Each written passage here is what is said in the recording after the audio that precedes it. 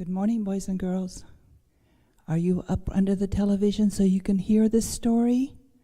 Come on up, because we want to tell a very interesting story today. I miss you guys so much. It's been a long time since I've seen you.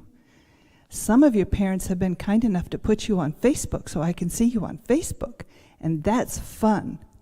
This has been a strange time. One Sabbath you're in Sabbath school, and the next Sabbath you're home. And sometimes it's hard to understand why some things happen. But you know, God is always there with us, and I'm so glad. There is a story in the Bible that I like to remember, and it tells me how much God loves me and how much He will take care of me. You know, there's a little song that we sing in Sabbath school. I open my Bible book and read, He loves me, He loves me. And sometimes we're scared. Does He take care of us? Absolutely. I open my Bible book and read, He keeps me, He keeps me. Because that is a promise that God has for us. This story is about a man who was in a strange country. He was not in his own country. He was an old man, but he believed in God. And every day he would go to his window and he would pray. Can you tell me who it is? Who can tell me who that man was? Come on, I can hear it. Yes, that's right. His name was Daniel. He would go to his window every day, 3 times a day. Do you pray 3 times a day? I hope you do. At least I hope you pray at least once a day, because God loves to hear from you. Well, Daniel used to do this, but there were some men that were very, very jealous, and they didn't like Daniel. And they thought the king gave him too many privileges, too many things that they felt like they had to have.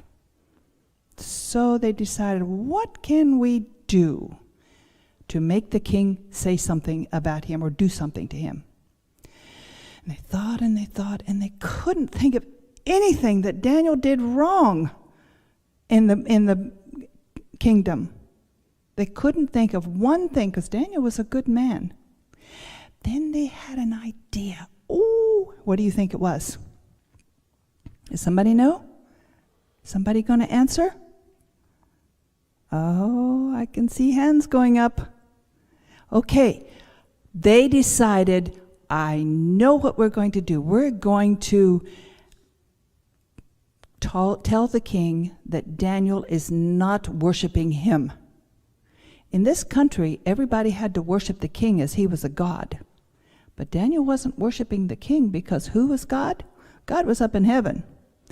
So they went to the king and they told him, you know what, king, you are the most powerful person on earth, and you need to be worshipped, but there is somebody in your kingdom that is not worshiping you.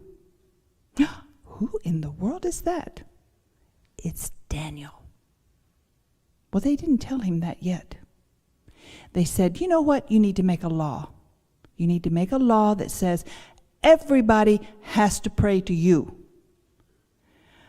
Well, the king got very proud, and he thought, this is wonderful. Everybody's going to worship me. So he wrote a law. He wrote it out, and his law could never be changed. So the men went back and they watched Daniel. They looked at his window to see what he would do. And what do you think Daniel did? That's right. He went to the window, opened it up, and he prayed. He said, I am going to pray to God, even though it means I might get hurt. So he prayed, and the men were so excited, and they ran back to the king, and they said, oh, king, there is somebody in this kingdom that is not worshiping you.